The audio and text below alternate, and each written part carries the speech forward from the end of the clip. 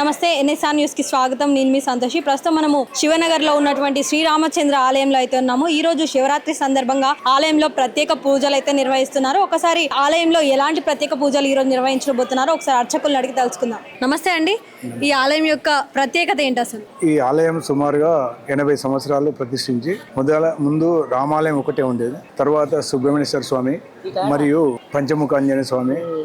పంచముఖ ఆంజనేయ స్వామి 9 అడుగులు. ఎందుకంటే ఇక్కడ ప్రత్యేక దక్షిణ ముఖం ఆంజనేయ స్వామి అనేది మన యాదగిరి గుట్ట ఒక 5 పుణ్యక్షేత్రాలే ఉన్నాయి. దక్షిణ ఈ ఆలయానికి క్షేత్రపాలకుడు హనుమాన్, తర్వాత వినాయకుడు, తర్వాత రాజరాజేశ్వర స్వామి, లలితామ్మ. ఈ లలితామ్మ వారికి ఇక్కడ మా కమిటీ లలితామాత భక్త బృందం ఉంది. వారు ప్రతి ఆషాఢ మాసంలో నెల రోజులు కంపల్సరీగా కుంకుమార్చన చేస్తారు. వాళ్ళు దాదాపు 50 మంది టీం ఉన్నారు వాళ్ళు. తర్వాత కార్తీక మాసంలో మేము అనగాష్టం వ్రతం చేస్తాం. అనగాష్టం వ్రతంలో దాదాపుగా ఒక 1000 మంది కూర్చుంటారు. అది ఆల్రెడీ ఇప్పుడు ఇంతకుముందు కూడా సురేఖ మేడం కూడా అప్పుడు వచ్చారు, వాళ్ళు కూడా తెలుసు. ఎందుకంటే ప్రతి సంవత్సరం ఆ ప్రోగ్రామ్స్ కంపల్సరీ చేసుకుంటూ శ్రావణ మాసంలో కుంకుమార్చనలు, తర్వాత కంపల్సరీగా ఈ మహిళలు ఇక్కడ మాకు లలితామాత ప్రతిరోజు. ఇంకొక మెయిన్ విషయం ఏంటంటే ప్రతిరోజు 25 సంవత్సరాల నుండి లలితా విష్ణు పారాయణ ప్రతిరోజు సాయంత్రం 5:30 నుంచి 6 గంటల వరకు ఆ టీం ఉన్నారు. ఒక 15 మంది టీం కంటిన్యూగా చేస్తున్నారు. వాళ్ళు ఇప్పటికి కరోనా టైంలో కూడా చేశారు. వాళ్ళు ప్రతిసారి చేసుకుంటా ఇప్పటికి అట్లా మా గుడి డెవలప్మెంట్ వాళ్ళు ఉపయోగపడుతున్నారు. తర్వాత మాకు మెయిన్ ఇక్కడ ఈ గుడి డెవలప్మెంట్ కు పద్మాలయ కార్పొరేషన్ మరియు రామాలయ పక్కన కళ్యాణ మండపం ఆ 2 మెయింటెనెన్స్ మేము గుడి మెయింటైన్ చేయాల్సి ఉంది. ఎందుకంటే మెయిన్ మాకు ఎక్కువ ఆదాయం ఆ 2తోనే వచ్చేది. కాబట్టి ఆ దాంతో గుడి ముందుకు భక్తులను ముందు ఏదైనా సౌకర్యాలు కావాలో ప్రతి ఒక్కొక్క సౌకర్యం మేము చేసుకుంటూ ముందుకు తీసుకెళ్తున్నాం. మా కమిటీ అందరం కూడా. ఎందుకంటే అందరు కృషి చేస్తేనే ముందుకు వెళ్తాం. మేము ఒక్కరిని చేయలేం కదా, భక్తులు ప్లస్ కమిటీ వాళ్ళు. అలాగే ఇక్కడ ఏంటంటే మెయిన్ సుబ్రహ్మణ్యేశ్వర స్వామి కాడ చాలా మంది కూడా పిల్లలు కాకుండా తర్వాత వాళ్ళ సంతానం గురించి చాలా మంది మొక్కులు చేసుకుని 41 రోజు వాళ్ళు పూజ చేసినట్టయితే చాలా మంది కూడా వాళ్ళు పిల్లలు పెళ్లిళ్ళు జరిగింది. కంపల్సరీగా 41 రోజు 41 రోజు ఇక్కడ కంపల్సరీగా సుబ్రహ్మణ్య స్వామి పూజలు చేయడం జరుగుతుంది. ఈ రోజు శివరాత్రి సందర్భంగా ఎట్లాంటి ప్రత్యేక పూజలు స్వామివారికి నిర్వహించారు? ఉదయం 5 గంటల నుంచే పూజలు స్టార్ట్ అయింది, అభిషేకాలు. ఇప్పుడు తర్వాత 7:30 గంటలకి కళ్యాణం ఉంటుంది. 7:30 తర్వాత సాంస్కృతిక వందనా స్కూల్ పిల్లలతో ప్రతి సంవత్సరం కూడా రాత్రి 3 గంటల వరకు నడుస్తున్నాడు. అసలు ఈ ఆలయం నిర్మించి ఎన్ని సంవత్సరాలు అయితే? ఈ ఆలయం నిర్మించి 80 సంవత్సరాలు సుమారుగా అయింది రామాలయం. తర్వాత ఒకటి సుబ్రహ్మణ్యేశ్వర స్వామి, తర్వాత రాజరాజేశ్వర స్వామి, తర్వాత అమ్మవారు లలిత అమ్మవారు, పంచముఖ ఆంజనేయ స్వామి, ఇవన్నీ 2013లో పెట్టాం. అంటే దాదాపుగా 14 సంవత్సరాలు ఇవి పెట్టి రామాలయం స్టార్టింగ్ 80 సంవత్సరాలు. ఇప్పటి వరకు ఎంతమంది భక్తులు దర్శించుకున్నారు? ఈ రోజు దాకా ఒక 2000 మంది పైన ఉంటారు.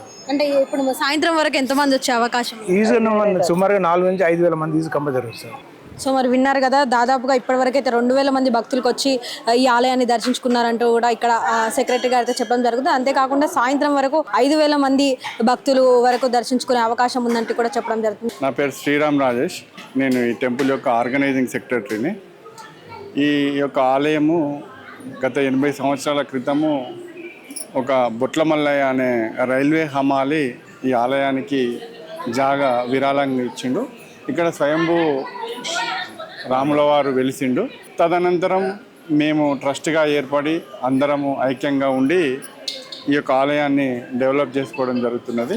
తర్వాత సుబ్రహ్మణ్యేశ్వర ఆలయం నిర్మించుకోవడం జరిగింది. తర్వాత కాలంలో భక్తుల కోరిక మేరకు గణపతి సచ్చిదానంద స్వామీజీ వారి యొక్క ఆశీస్సులతో విజయానంద తీర్థ స్వామీజీ వారి కరకమలములచే వినాయకుడిని, లలిత అమ్మవారిని, రామలింగేశ్వర స్వామి వారిని మరియు పంచముఖ హనుమాన్ స్వామి వారిని ప్రతిష్ఠించుకున్నాం. ఆ ప్రతిష్ఠ జరిగి కూడా 12 సంవత్సరాలు పూర్తయింది. గత సంవత్సరం మేము కుంభాభిషేకం కూడా స్వామివారి యొక్క చేతుల మీదుగా అత్యంత వైభవంగా చేసుకోవడం కూడా జరిగింది. ఈ ఆలయం యొక్క అభివృద్ధిలో కీలకంగా పద్మాలయ పర్పస్ సంఘం అనే సంఘము స్థాపించుకోవడం జరిగింది. మేము 32 సంవత్సరాల క్రితము ఆలయంలో పద్మాలయ పర్పస్ సంఘం స్థాపించుకొని ఆ సంఘంలో వచ్చిన 25% గుడి యొక్క ధూపదీప నైవేద్యాలు మరియు అభివృద్ధి కోసం కేటాయించడం జరిగింది. దాంతోనే మేము ఈ ఆలయంలో నిర్మాణాలు ఎక్కువ భాగం సింహభాగం ఆ సంఘం నుంచి చేసుకోవడం జరుగుతుంది. తర్వాత ఆలయానికి రామాలయ కళ్యాణ మండపం ట్రస్ట్ కూడా ఉంది. కళ్యాణ మండపం ద్వారా వచ్చిన ఆదాయం నుంచి కూడా ఈ యొక్క అభివృద్ధిలో తీసుకుంటున్నాం. దాని ద్వారా కూడా మేము అభివృద్ధి చేసుకుంటాము. మొన్ననే మేము అమ్మవారి యొక్క నవరాత్రుల సందర్భంగా అన్నప్రసాద వితరణ కోసం ఆలోచించడం జరిగింది.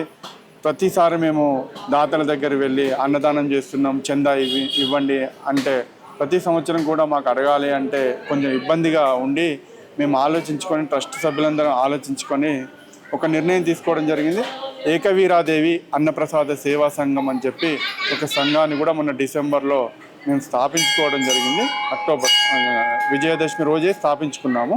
ఆ సంఘం ద్వారా వచ్చిన లాభంలో కూడా 25% ఈ ఆలయంలో జరిగే అన్నప్రసాద వితరణ, అన్నప్రసాదం కోసం మాత్రమే ఆ యొక్క అమౌంట్ను వినియోగిస్తామని చెప్పి ప్రకటించి మేము చెప్పగానే భక్తులు, ఈ ఏరియా ప్రజలు, ఇతర ప్రాంతాల ప్రజలు కూడా సంతోషం వెలుబుంచి పెద్ద ఎత్తున అంటే 700 మంది సభ్యులు ఈ సంఘంలో కొత్తగా జాయిన్ కావడం జరిగింది. వారందరికీ కూడా మేము రామాలయం ట్రస్ట్ పక్షాన కృతజ్ఞతలు తెలియజేస్తున్నాము. అదేవిధంగా ఈ ఆలయంకు సహకరించిన ప్రతిష్ట ఇదివరకు నుంచి పాత బొట్ల మల్లయ్య కాడ నుంచి మొదలు పెడితే ఇప్పటి వరకు సహకరించిన దాతలందరికీ కూడా పేరు పేరున రామాలయం ట్రస్ట్ పక్షాన కృతజ్ఞతలు తెలియజేస్తున్నాం. అదేవిధంగా ఇంత పెద్ద ఆలయం కట్టిన భక్తులు కూడా రావాలి కదా. మేము ఆలయం కట్టుకోగానే కాదు, భక్తులకు కూడా మనం సౌకర్యాలు కల్పించాలి అని చెప్తే ఆ సౌకర్యాలు కూడా కల్పించడం జరిగింది. భక్తులు కూడా అధిక సంఖ్యలో మా ఆలయానికి విచ్చేస్తున్నారు. వారికి కూడా మేము రామాలయం ట్రస్ట్ పక్షాన కృతజ్ఞతలు తెలియజేస్తున్నాము. అదేవిధంగా ఈ ప్రాంత ప్రజలందరూ కూడా ఆ స్వామివార్ల ఆశీస్సులతో వాళ్ళు కోరుకున్న కోరికలు, అష్ట ఐశ్వర్యాలతో తులతూగాలని మేము కోరుతున్నాం.